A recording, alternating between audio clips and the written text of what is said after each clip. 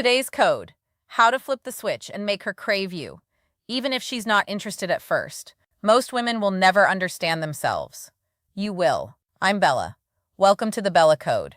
Have you ever met a woman who seemed completely uninterested in you? And no matter what you did, no matter how kind you were, how available you made yourself, how clearly you showed her you cared, she just didn't feel it. And the more you tried, the further she drifted until one day she was completely gone. And you were left wondering what was wrong with you. I want you to sit with that for a second because I know exactly what that feels like. You did everything right by the rule book you were given. You were consistent, you were honest, you showed up and it still didn't work. That's not bad luck. That's not a character flaw. That's something far more specific and far more fixable than you've been told. I'm your host, and this is Teal Swan Advice, where we uncover the real psychology that creates desire. Not the surface level stuff, not the manipulation tactics, but the deep, honest science of what actually moves a woman emotionally. Stay with me because what I'm about to share changes the way you see every interaction you've ever had. And I'll warn you now, the final trigger I'll walk you through is incredibly powerful. It can change everything fast. Almost no one uses it correctly. Most men have no idea it even exists. But once you understand it, you can't unsee it. Let's start with the truth nobody told you. When a woman says she's not interested, she's not making a final logical decision. She's reporting her current emotional state. That's it. She is telling you how she feels right now in this moment, based on the signals her subconscious has already processed, not based on your resume, not based on how good a person you are, based on invisible cues she absorbed before you even finished your first sentence. This was never your fault. Nobody taught you this. You were taught that attraction works like a job application. Show your qualities, be reliable, demonstrate your value through effort. And if a woman doesn't respond, try harder, work more, be better. That model is completely backwards. And it's been costing you deeply without you even knowing why. Here's what's actually happening beneath the surface. Female attraction is not a choice. It is a biological response. Millions of years of evolution have wired women to respond to specific emotional and energetic signals, signals that communicate one core message to the deep subconscious brain. This man is worth moving toward. These signals have nothing to do with your salary, your appearance, or how many compliments you give her. They are patterns, primal ones. And when you understand how to embody them naturally, something shifts. You stop chasing, and she starts noticing. The brain is running shortcuts constantly. Psychologists call them heuristics. When a woman meets a man, her subconscious is scanning in milliseconds, not for perfection, for patterns. Patterns that trigger safety, curiosity, and desire simultaneously. Most men accidentally trigger only one or none. But when you start sending the right signals in the right sequence, her nervous system does something it can't fake. It leans in. Let me walk you through the exact triggers that create this. 7 of them, each one a layer. And together they build something irresistible. Not through deception, but through authentic transformation. Real tools, not tricks. The first is masculine presence, not looks, not height, not money. Presence, grounded energy, the quality of being completely here, completely settled, completely unbothered. A man with presence walks into a room and doesn't scan for approval. He doesn't check to see if she noticed him. He simply is. That groundedness, the calm behind the eyes, the slowness of movement, the weight in the voice communicates something ancient to a woman's brain. It says, this man is not afraid.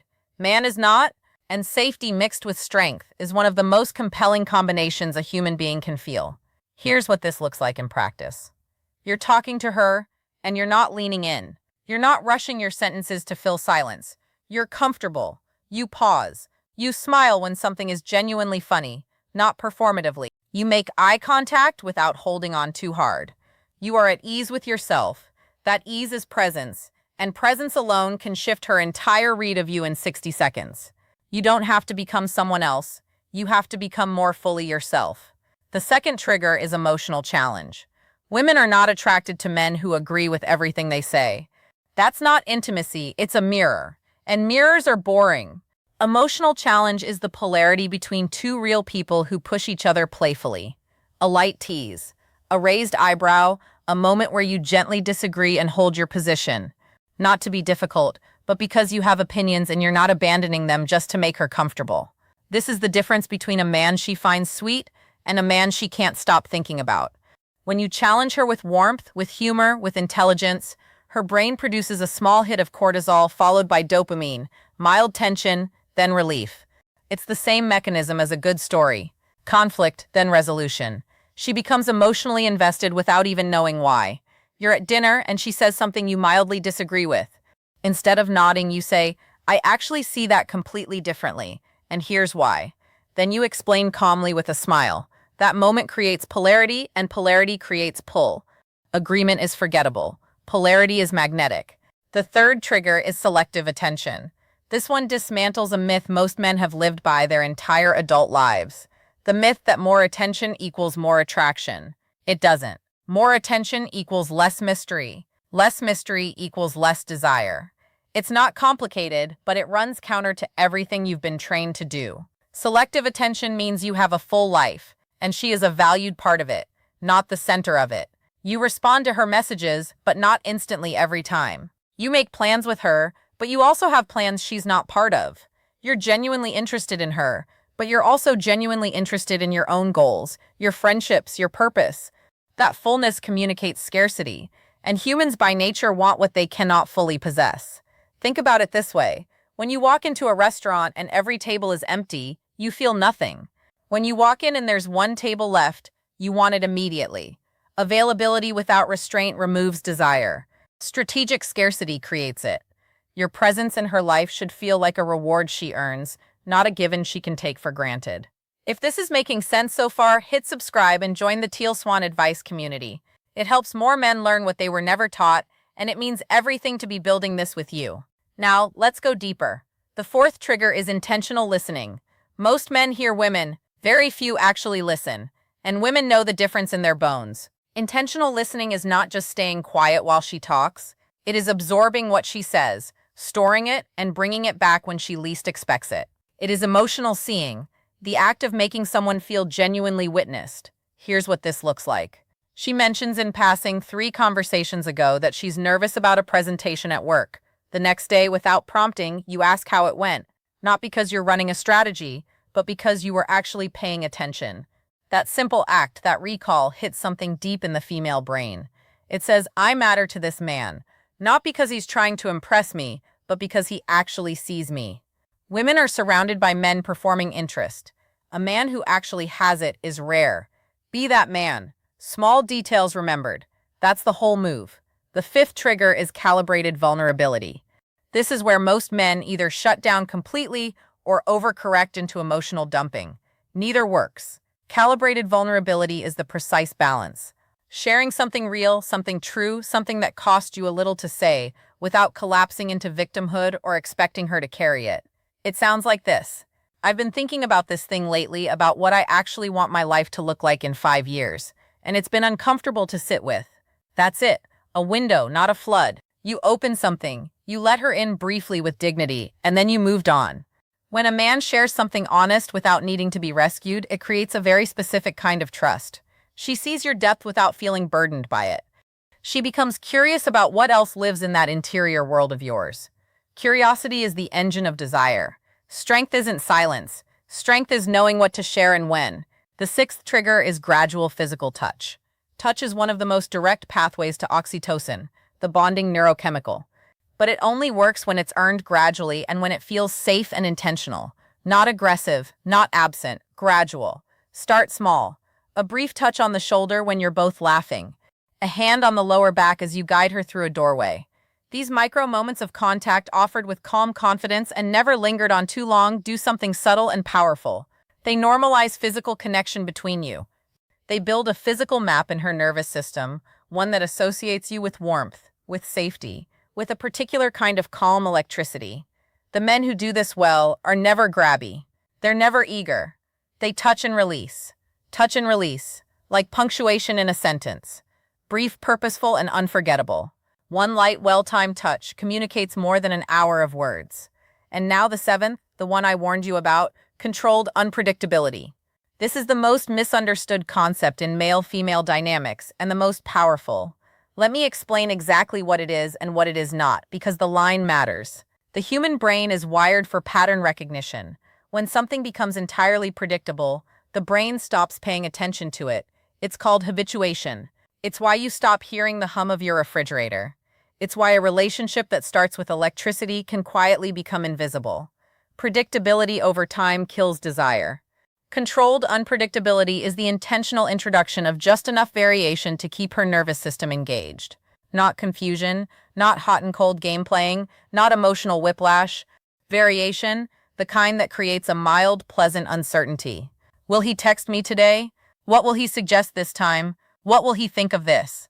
And that uncertainty, when it is warm and safe and grounded in genuine interest, produces dopamine. Dopamine is the molecule of anticipation, of reward prediction, of craving. When a woman is slightly unsure what you'll do next, not because you're unreliable, but because you're genuinely interesting and dimensional, she starts to think about you in your absence. That's the thing. Desire doesn't live in the moments you're together. Desire lives in the space between. Here's what this looks like. You've been texting regularly. One day you send her something completely unexpected. A book recommendation, a photograph you thought she'd find beautiful, a voice note instead of a text. Not because you planned it, because you're living a full life and you thought of her genuinely in the middle of it. That's the move. It's not about being inconsistent. It's about being interesting enough that she can never fully predict you. A man she can map completely holds no mystery. A man with depth always has another room. Now let's talk about who you are after this. Because here's the thing. The man who understands these 7 triggers doesn't just have better conversations with women. He becomes a different man entirely. He walks differently. He listens differently. He occupies his own life with a new kind of intentionality, not for performance, but because he finally understands that everything he does is a signal.